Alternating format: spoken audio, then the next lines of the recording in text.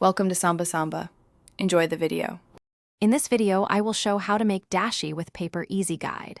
Steep a sheet of kombu-infused paper in 500 ml simmering water for 5 minutes, then remove the paper and strain into a bowl. Keep heat low to prevent cloudiness and taste as you go to adjust strength. Use this dashi in miso soup, noodle broth, or as a base for simmered vegetables to boost savory depth with minimal effort. In this video, I will show how to make dashi with paper easy guide. Pick paper infused with kombu for mineral umami, bonito for smoky depth, or shiitake for earthy notes. Test one sheet in 250 ml water first to gauge strength. Use lighter papers for delicate soups and stronger ones for stews or sauces. Label your packages and note steep times so you can recreate the exact flavor you liked last time. In this video, I will show how to make dashi with paper easy guide.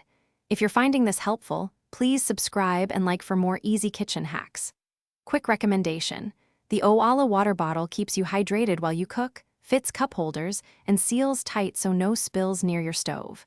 I use mine all the time between steps and it makes prep smoother. Check the description for the link and other deals. Now let's get back to the video. In this video, I will show how to make dashi with paper easy guide.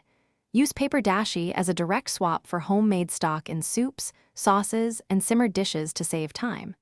For stronger flavor, add a second sheet or extend steeping by 1 to 2 minutes. Balance with soy sauce, mirin, or citrus to suit your recipe. Keep leftover dashi refrigerated and use within 48 hours for best freshness. Thanks for watching. Consider subscribing if we helped you.